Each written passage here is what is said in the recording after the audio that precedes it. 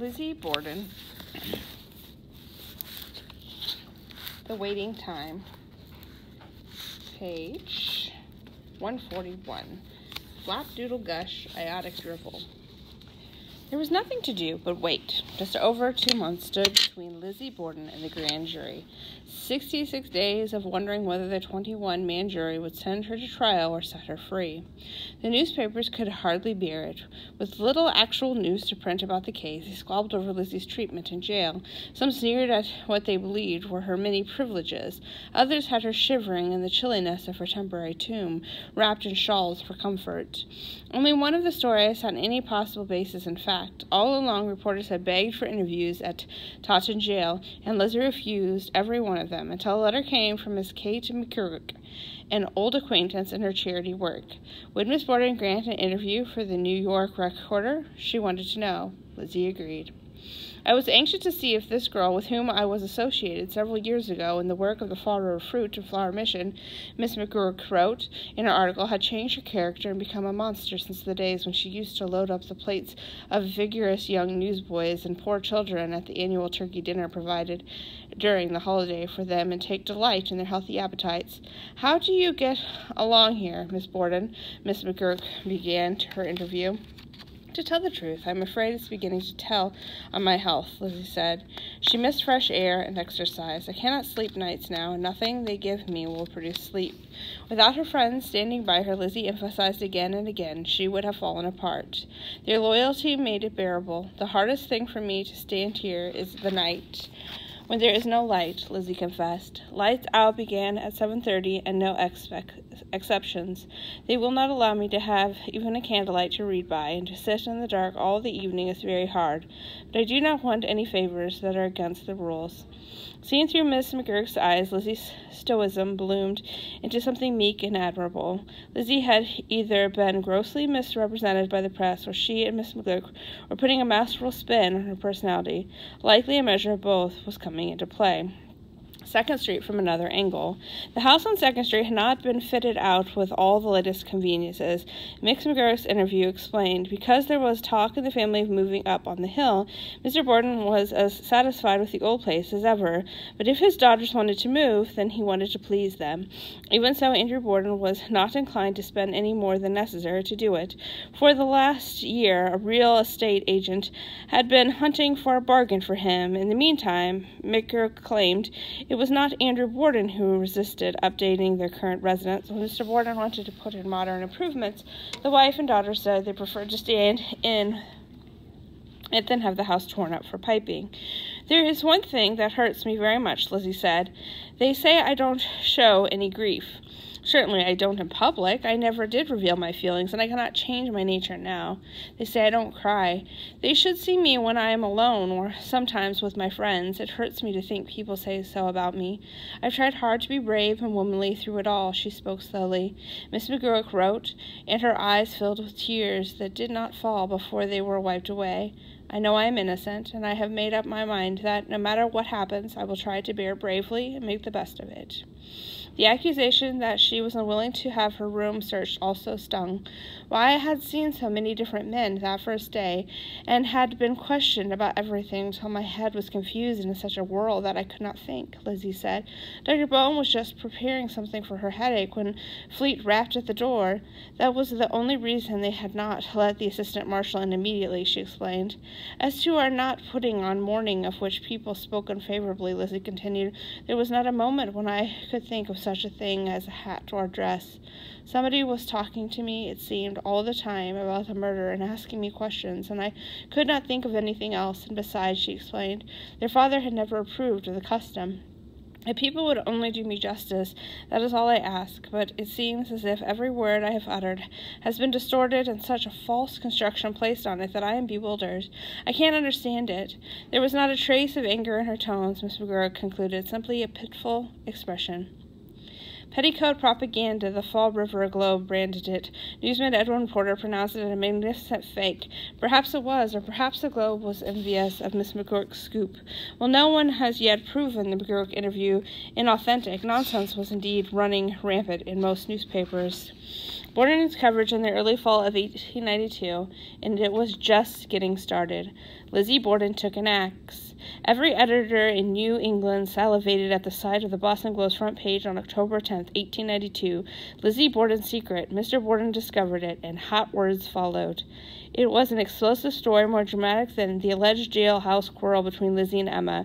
25 new witnesses had stepped forward, each with evidence more stunning than the last, and there was only one place to read it. Column after column, the Globe laid out its exclusive revelations.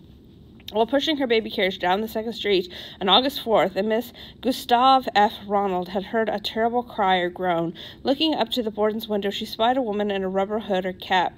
Just then, Peter Mahaney of 103 Pleasant Street walked up and confirmed that the hooded woman who glared down at them before slamming the window was none other than Lizzie Borden. Yet another man, Augustus Gunning, also saw the whole thing from his rented room at Miss Churchill's house. Mr. and Miss Frederick Chase, along with their daughter, Abigail, witnessed the motive when they'd knocked at the Borden's back door the night before the murder. From inside the dining room, they heard Mr. Borden's voice. "You can make your own choice and do it tonight. Either let us know what his name is or take the door on Saturday, and when you go fishing, fish for some other place to live, as I will never listen to you again. I will know the name of the man who got you into trouble." Trouble being a delicate way of referring to the pregnancy of an unmarried woman. Despite the fact that no one will have yet been found, Mr. George J. Sisson of 18 Rock Street confided to the Globe that Mr. Borden had indeed made a will, leaving his daughters only $25,000 apiece. Moreover, Dr. Dolan had uncovered evidence that generous bequests were made to Bertie Whitehead and other members of Miss Borden's family. Bridget Sullivan, the story continued, had heard Uncle Morris talking to Lizzie about the will late on the night before the murders. "Quarreling will not fix the thing," Morris said. "Something else has got to be done, and I will do all I can." Worse, Bridget had learned from Miss Borden that the father of Lizzie's child was none other than Uncle Morris. "Keep your tongue still and don't talk to these officers, and you can have all the money you want," Lizzie had promised Bridget the evening of the murders. If that were not incriminating enough, a former Fall River lawyer, Frank Burroughs, claimed Lizzie had been inquiring about wills and property inheritance for months, showing particular interest in the case of a stepmother dying before her husband. The Globe's revelations spanned 14 columns. The whole thing was, of course, a spectacular hoax. Anyone with a lick of sense ought to have known it was too deliciously sordid to be true. An illicitly pregnant Lizzie Borden hacking up her stepmother in plain view of the neighborhood and buying the maid's silence. But the Boston Globe, fearful that its archive rival, the Boston Herald, would get a hold of its monumental scoop, had printed the story without verifying the most basic facts. Within 10 hours, the Globe realized it was all a dreadful mistake. By then, it was too late. The whole thing was on the verge of denotating into a biggest Borden scandal yet. A $500 fake, the Boston Herald headlines trumpeted the evening. "Assault on Miss Borden's honor is purely a myth." The Fall River City Directory, Lawyer Jennings had discovered, contained no Frederick Chase, no George Sisson. Not only that, but their supposed addresses did not exist at all. None of them dead. Incest, murder, bribery. The story had besmirched Lizzie Borden from every possible angle, without a shred of proof. John Morse telegrammed threatening a libel suit. How had a paper as prominent and respected as the Boston Globe gotten itself into such a fix? It turned out that young Globe reporter by the unfortunate name of Henry Trickey had purchased the entire fraudulent story from private detective Edwin McKerney for $500. Trickey had no reason to doubt Detective McKerney. The two had done business before, and after all, McKerney was temporarily on the Fall River Police Department payroll and likely to have the inside information. Unbeknownst to Trickery, Edwin McHenry was himself a phony. He'd established his own detective agency under false pretenses and had already been involved in 3 cases of fraud. McHenry tried to wiggle clear of the scandal, claiming the next day that of course some of the particulars had been changed to protect the witnesses' identities, but the Boston paper was above such shenanigans. One day of uproar and investigation was enough to convince the Globe that it had been swindled. On October 12th, the Boston Globe completely retracted the entire story and printed a box front-page apology to both Lizzie Borden and John Morse. The apology was sincere, and the whole episode won Lizzie the support of both Boston's Globe and Herald. But the damage to Lizzie Borden's reputation would never be completely undone. Sometimes the fall, in the midst of all stories and scandals, the children of Fall River began to sing.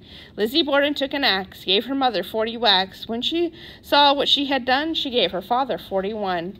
They'll hang her, sure. Just under a month after the Boston Globe fiasco died down, Lizzie Borden's case came before a grand jury of the Superior Court of Massachusetts. Their decision marked the point of no return. Based on the evidence they heard, the grand jurors could either drop the case and set Lizzie free or indict her for murder and send her to trial for her life. Like Lizzie's inquest testimony, the vital piece of the Borden case had been lost, the entire transcript, every word of it, and because grand jury sessions are always closed to the public, there are no newspaper accounts to reconstruct it from. Only these facts are available. The 21-man jury convened on Monday, November 7th. For the next 2 weeks, they heard evidence from a number of cases, including Lizzie Borden's. On Monday, November 21st, they adjourned without taking any action on the Borden case. No indictment, no release of the prisoner.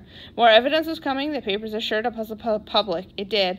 On Thursday, December 1st, 1892, the grand jury reconvened. One of the witnesses had asked to be recalled, Miss Alice Russell. She had not wanted to say any more than she had to. When first examined before the grand jury, Alice had not mentioned that Lizzie burned a dress on the morning of Sunday, August 8th. Conveniently, District Attorney Knowlton had not known to ask, but through the middle of November, Alice's conscience plagued her so fiercely that she could not sleep nights. The oath she had taken was to tell the truth, the whole truth, and nothing but the truth. Finally, she consulted an attorney to see whether there was any legal way around divulging what she knew. There was not. The day after Alice testified, Lizzie Andrew Borden was indicted on a vote of 21-1 for the murders of Andrew and Abby Borden. The jurors had deliberated for just 10 minutes. They'll hang her sure, one of them said. Alice's conscience was relieved, but her troubles were far from over. It was her revelation that had clinched the grand jury's decision to indict her friend of nearly a dozen years for murder. Now it was all in the papers. They had it partly wrong, of course. Some said the dress had been burned the very morning of the murder before the police arrived. Others said Saturday before the police searched the house before the ridgepole to the cellar. It did not matter that her name was not in the early reports of the indictment. Lizzie and Emma would know there was no one else that could have told about the dress. It would be an astonishment if either of them spoke to her again. Emma Borden was confined to her bed. Lizzie, though she reportedly took the news with the same stolid demeanor, was said to be much distressed by the following week. How much of their suffering was due to the indictment itself, and how much to Alice's confession was impossible for Alice or anyone else to gauge. I have scarcely expected a verdict of guilty. Alice Russell was not the only one losing sleep over the Borden case as winter closed in. Lawyer Jennings also lay awake half of the night thinking about it and arranging matters in his head. The New Bedford Evening Standard reported, by February, Jennings had recruited the Honorable George Dexter Robinson to Lizzie's defense team, not just to assist, but to lead, for the reported fee of $25,000. His prestige alone warranted a hefty sum. According to the Boston Globe, Robinson had been a prominent figure in Massachusetts political and legal circles for so long that his name is almost a household word. Not only had the 59-year-old Robinson served as governor of Massachusetts, but during the time he had appointed one of the 3 judges who would preside over the Borden trial. Lizzie, it was later said, adored Governor Robinson from their first meeting, when he patted her arm and promised, "It's all right, little girl."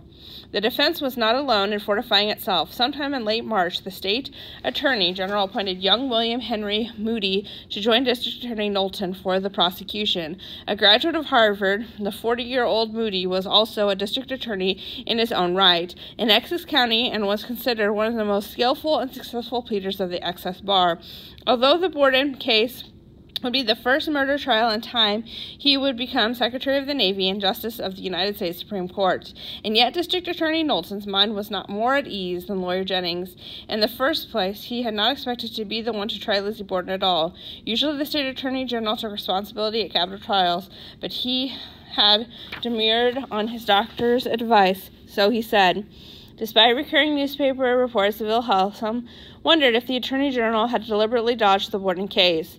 It was growing clear that whoever prosecuted Lizzie Borden was going to become very unpopular among some large cross-sections of voters, not just Fall River society, but religious conservatives and women's rights champions all across Massachusetts and beyond, who were outraged at the very idea of women facing the death penalty, and the Attorney General had his eye on the Republican nomination for governor.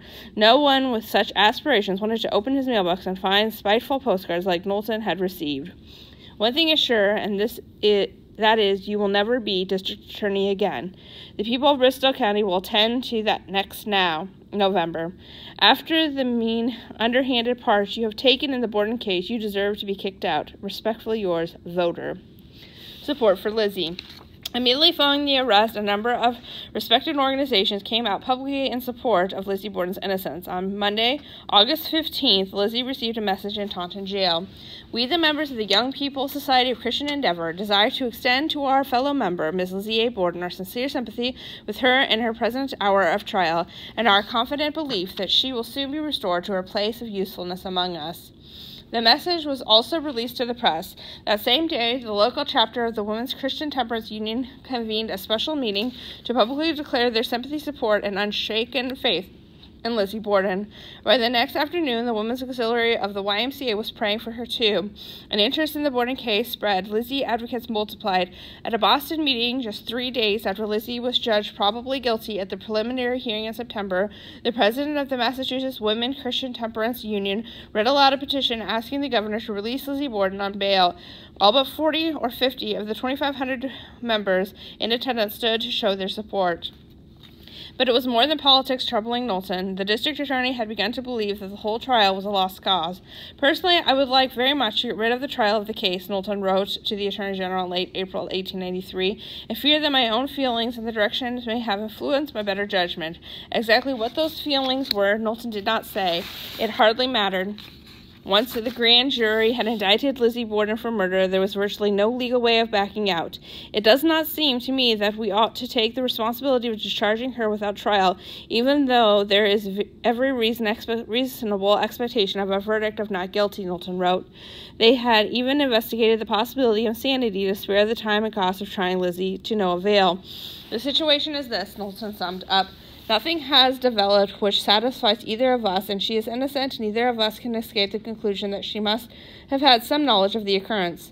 The prosecution had no choice but to forge ahead in what Knowlton believed to be a doomed effort. I try to fill up the waiting time as well as I can. While the two legal teams squared off, Lizzie waited in jail. Unable to go outdoors, Lizzie was permitted to tend to a row of little pots lined up in the windowsill, geraniums and ivy and strawberry plants sent by strangers as well as friends. Her sole form of exercise was tramping up and down the corridor outside the women's cells. On days without visitors, there was only the prison cat, a lazy yellow and white Tom named Daisy, for company. Weeks passed, then months, with no trial dates in sight. All the while she was keenly aware of the changing seasons outside her window, the blast of autumn wind, winter sleigh bells jingling, the scent of spring. In one way, at least, seclusion was good for Lizzie. Since Alice Russell's revelation about the burned dress had crisscrossed the nation, public opinion was swerving back toward guilty. Once again, suspicion began to find a foothold in the popular mind, and the newspapers were happy to oblige with their own fanciful concoctions. Even the state attorney general was getting fed up with them. It is a singular that newspapers cannot tell the truth, even when it is put before them and they know it is the truth, he complained to District Attorney Knowlton after the press mangled yet another of their official statements. Knowlton did not have to open the papers to see the latest stories. Letters from all manner of people crammed in his mailbox, showering him with theories, tips, rumors, and clues. Maybe she'd done the killing with a flat iron rather than an axe, a Boston man proposed. A Brooklyn woman suggested Lizzie had worn a rubber cloak and sponged off the blood afterwards. And most scintillating of all, could a young woman with such wonderful nerve have stripped herself naked to commit the crime and then burned the paint-stained dress as a decoy? More than a few had something to say about Lizzie's personality. Not one of them had met her, but all were certain what kind of person she was. For one thing, her reaction to the murder was not natural, that was sure. In exactly what way, they could not agree. No sudden frantic scream when she finds her murdered father, no rushing to his side, no examination to find a spark of life, no calling for the mother whom she had heard come in, nor to the neighbors, admonished one. Another asked, why did she not rush, terror-stricken, from the house as far as she could go, just as any other woman would have done under the circumstances of finding her father murdered? There was no winning. Whether Lizzie rushed towards her father's body or away from it, she was branded unnatural. Nothing about her was deemed genuine. Her religious pretenses are only cloaks to hide her real nature, one critic declared. Glimmers of the real nature, someone else insisted to Knowlton, had been apparent even before Andrew and Abby Borden turned up dead. A man named Rodman of Boston had a sister who was sick abed with a cold. She had heart disease, and the doctor said she might die any time of heart disease. Lizzie Borden was her friend and was alone with her when she died. After her death, black marks were found on her neck, and her jewelry was gone. How much of the public sentiment might have reached Lizzie is difficult to know. At the very least, she realized what was at the core of the feelings against her. What would they have me do? She asked one visitor. How? Go into hysterics? I am wrongly accused of 2 horrible crimes. I know it is useless to cry out in indignation at the outrage, so I am trying hard to keep calm and self-controlled until I shall be proved innocent. Whatever the cause, Lizzie's mood was painfully suffering. She had not been keeping up with her correspondence since mid-January. My head troubles me so much, she apologized in a letter to her friend Miss Annie Lindsay of Dorchester. I think soon they can take me up the road to the insane asylum. She never failed to appreciate her friend's small kindnesses, books and flowers and boxes of candy, but their optimism seemed to be wearing on her. Do you know, I cannot for the life of me say how you and the rest of my friends can be so full of hope over the case, Lizzie continued. She had known for months that her lawyers held out little promise of an acquittal, and nothing encouraging had happened in the meantime. To me, I see nothing but the densest shadows. Finally, the date was settled. Her trial would open on Monday, June 5th, in New Bedford. By mid-May, Lizzie's morale had slumped over lower than ever. She had been arraigned before the Superior Court, then almost immediately laid up the bronchitis. My spirits are at ebb tide, she confided to Annie. I see no ray of light amid the gloom. I try to fill up the waiting time as well as I can, but every day is longer and longer. I begin to think the tangled threads will never be smoothed out. My friend, do not make any plans for me at Christmas. I do not expect to be free, and if I am, I could not join in any merrymaking. I don't know that I could again. Certainly not at present. You know my life can never be the same again if I ever come home. Another murder in Fall River. On the morning of May 31st, 1893, 12-year-old Freddie Manchester returned home from delivering milk with his father to find his sister, 22-year-old Bertha, laid face down before the kitchen stove. Pools of smears of blood stained the floor. Her face, her arms, it matted her long brown hair and dripped through the floorboards to the cellar below. Her neck was slashed, the top of her skull crushed to a jelly, and 5 of her teeth had been knocked from her mouth.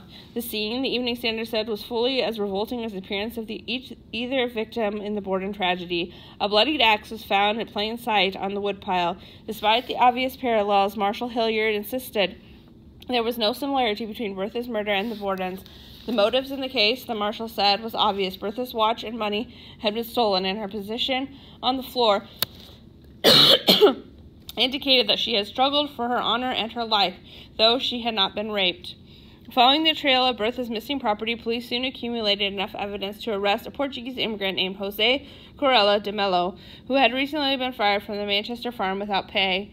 Jose Corella de Mello first pled not guilty, then most likely in hopes of escaping the death sentence, switched his plea to guilty of second-degree murder. On January 8, 1884, he was convicted and sentenced to the state prison for life. To the Borden's jurors, who were already sequestered before word of the de Mello arrest hit the newsstands, it must have appeared that an axe-wielding murderer was still on the loose. Surely, they wondered, could it have been the same killer, a coincidence, or was it what we would now call a copycat crime? One thing was undeniable. It could not have been Lizzie Borden. But could Jose Corella de Mello have killed the Bordens? At the time of his arrest in May 1893, he had been in the United States for less than a year, possibly as little as 2 months, depending on exactly when he arrived. Correa may not have been in the country on August 4, 1892. Here is something else the Borden jurors could not take into account. 2 decades after the murder of Bertha Manchester, Jose Corella de Mello was pardoned and instructed to go home to the Arizonas, never to return to the United States again. Why? No one, not even the most exhaustive Borden references, offers an explanation.